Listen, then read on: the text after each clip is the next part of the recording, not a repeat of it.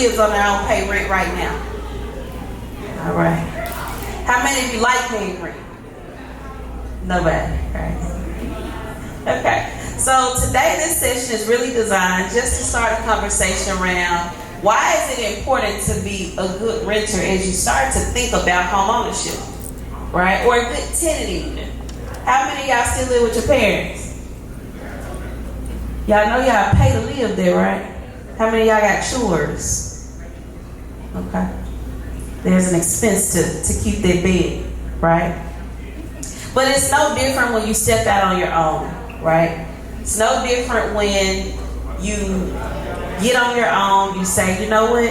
I can't wait till I get out of my parents' house. I'm going to get my first apartment. I want a downtown apartment overlooking the river. That's what I see.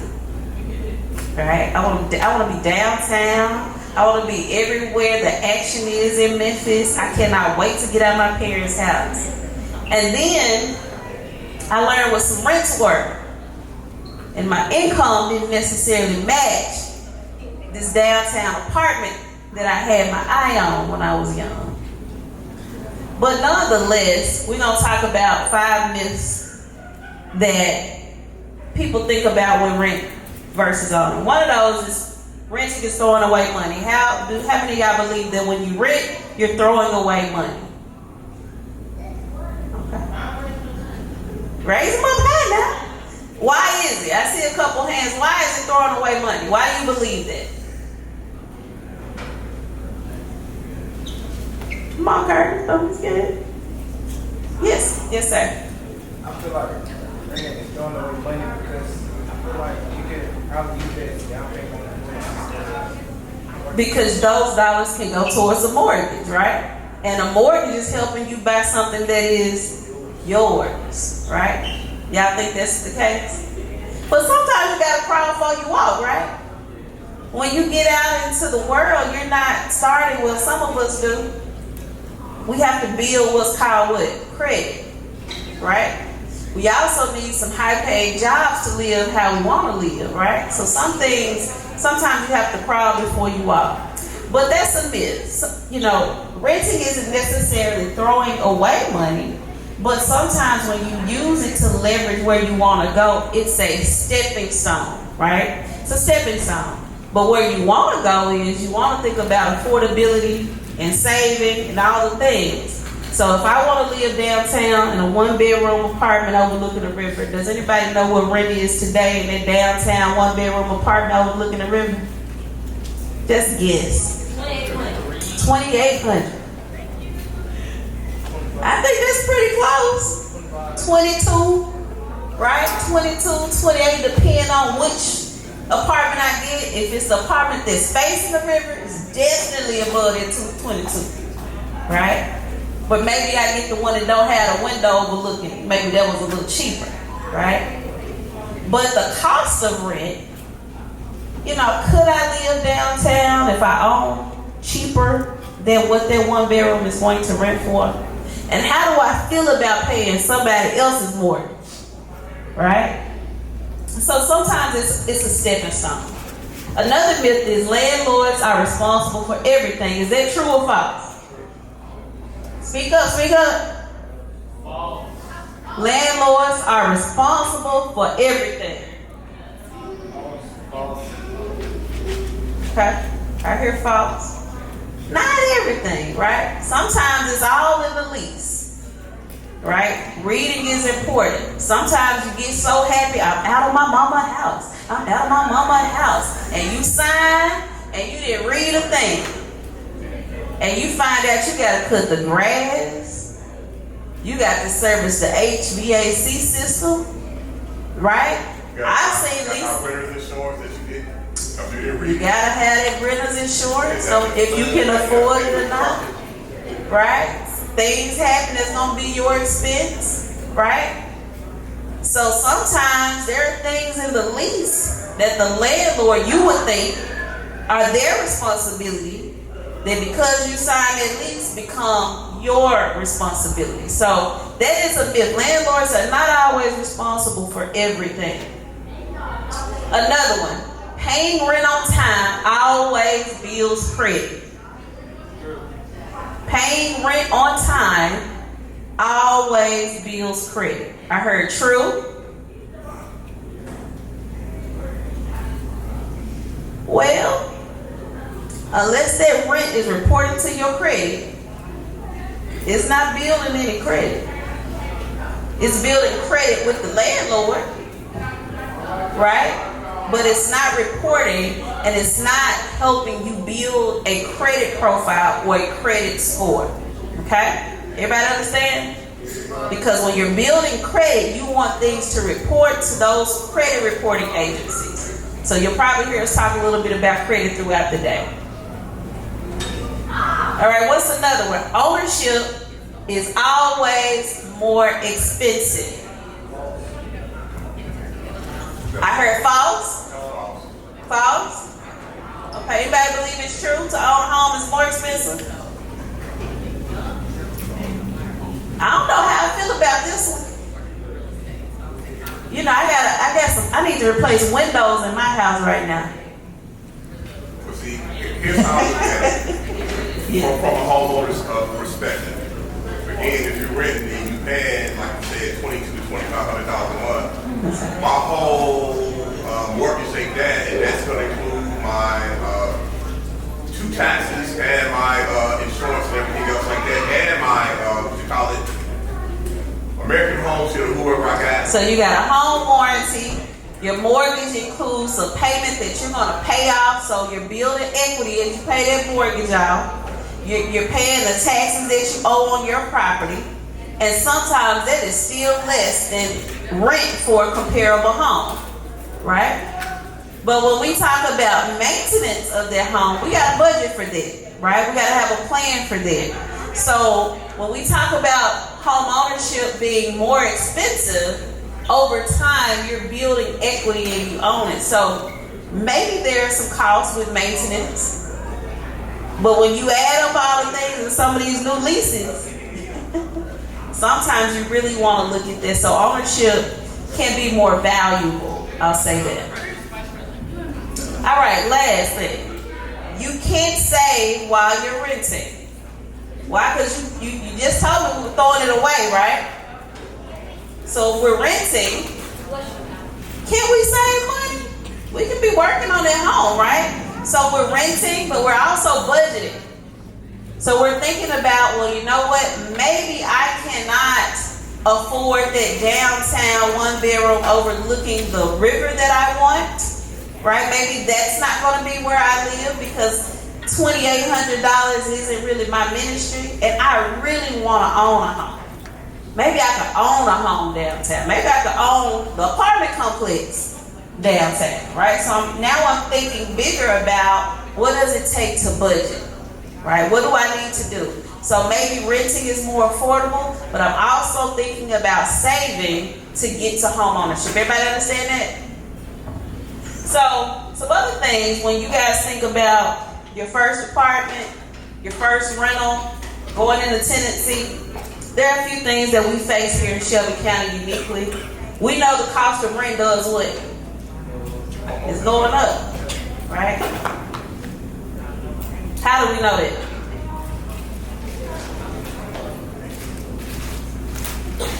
Y'all hear the parents complaining, right?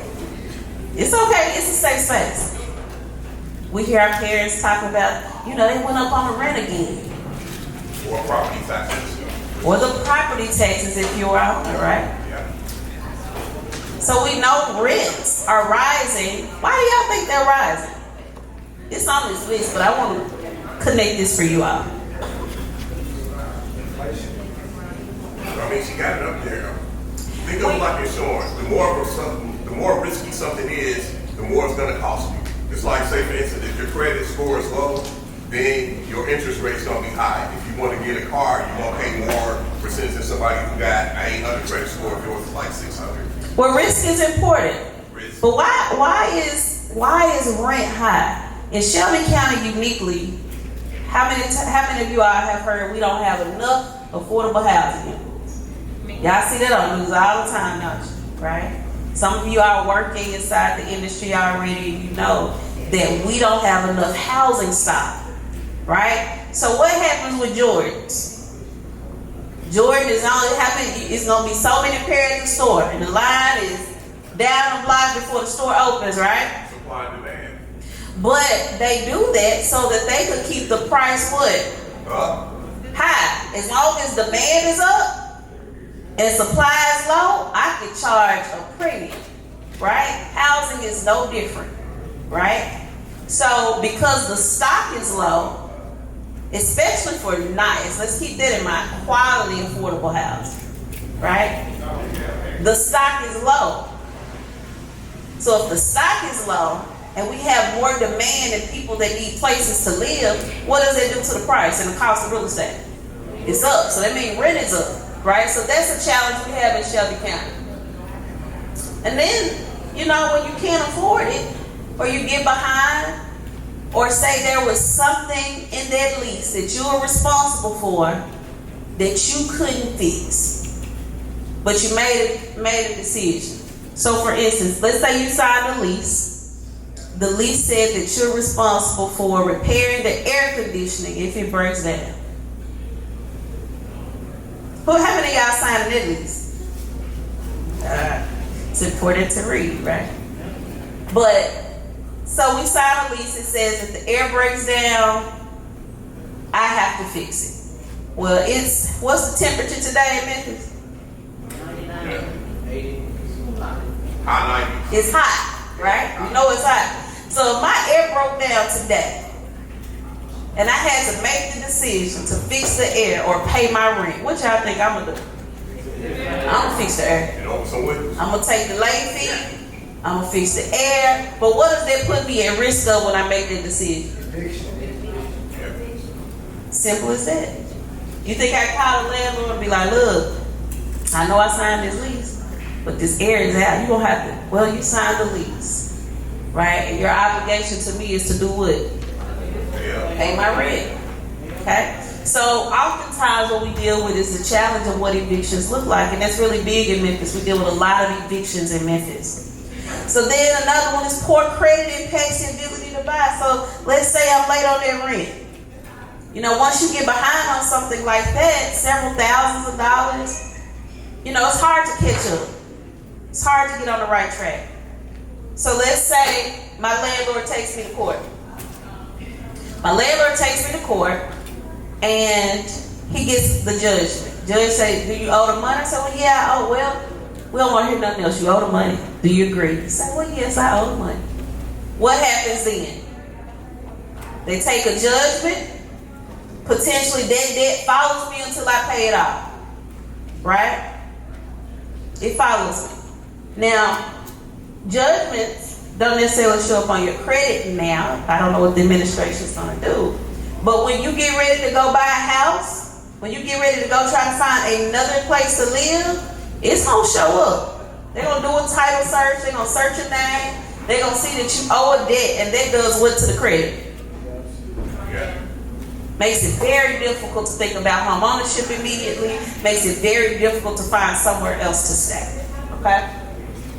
Then we talk about limited income. We know in Memphis, you know, it's hard to find high-paying jobs at a young age, right? That's why we're here. We want to learn how real estate gonna get us to the bag, right? So, and then lastly, we talk about the limited affordable options, which we just talked about, right? Limited supply. So what are some tenant obligations? To do what? Y'all just read this off the screen. Pay rent on time and in full.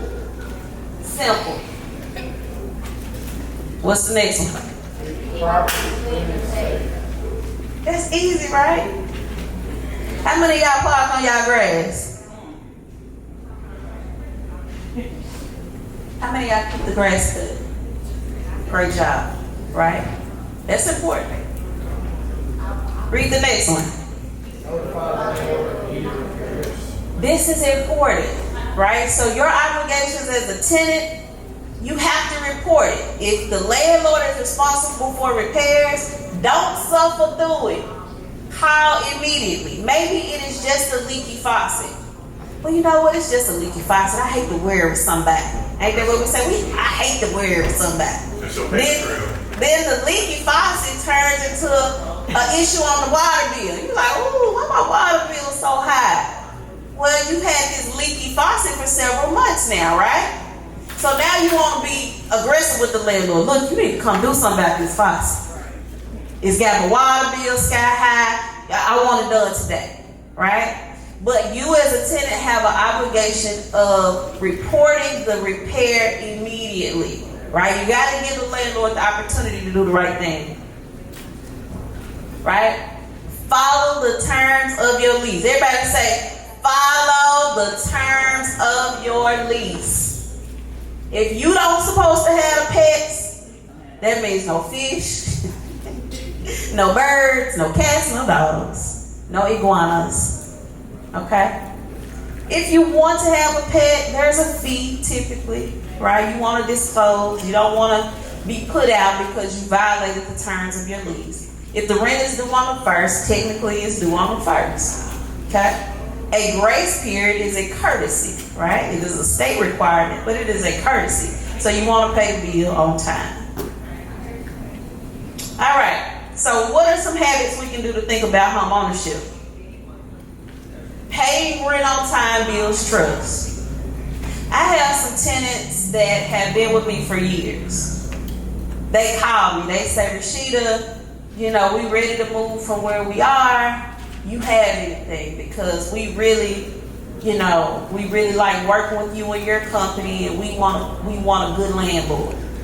And if I remember that they paid on time, I want a good tenant, right? So you build trust by doing what you're supposed to do through your obligations, right? And then you budget for your rent. You might really like, what's some activities y'all like doing at y'all age? I mean, everybody on social media now. Do y'all like going to the movies? Is that a thing? Right? Movies, hanging out with your friends. What do y'all do now? Because kids, y'all don't hang out in the mall or anything anymore. Y'all do that? You still hang around? What mall? What's your favorite? Okay.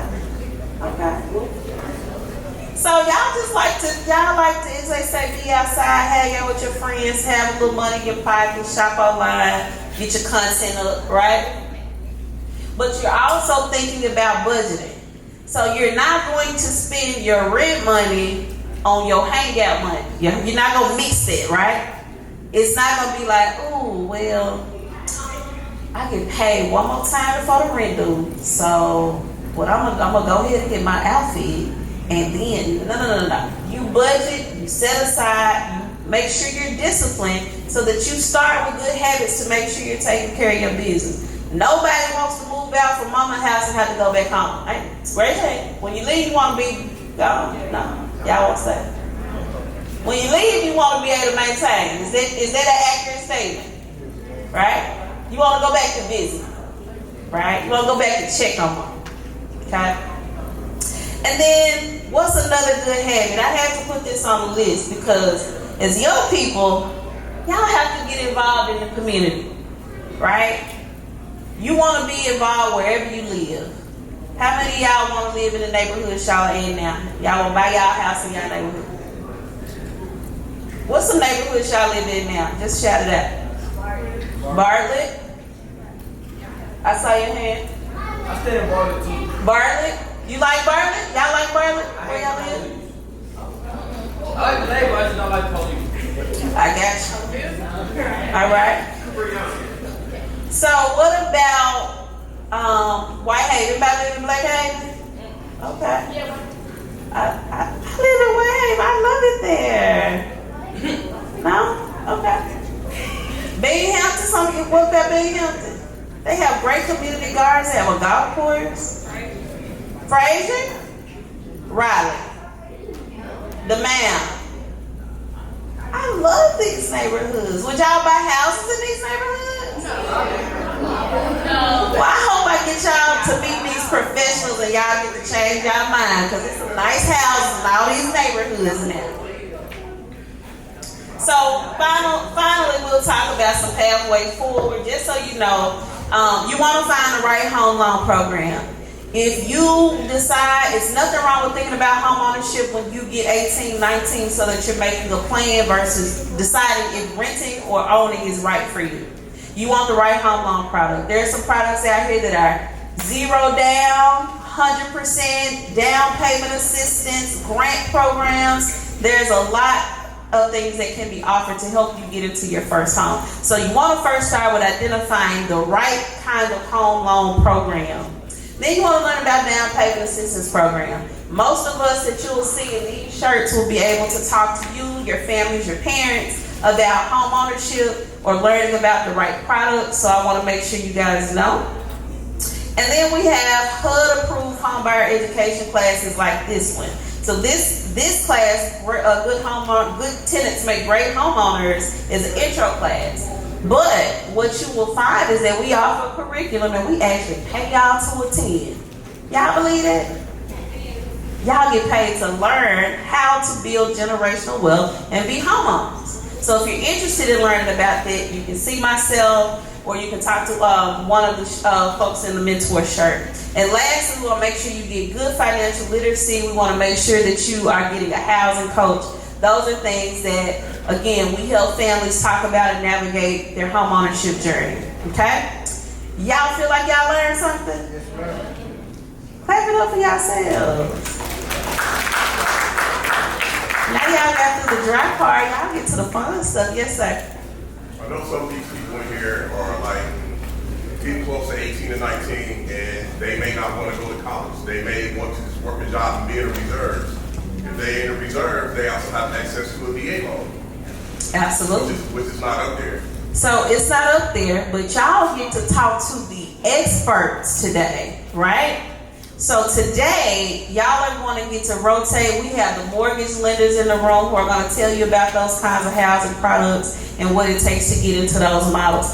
So what we're going to do now, I think I'm going to tell you all about the flow of the day. And then we're going to have a quick guest come and talk to you all about the state's licensing program.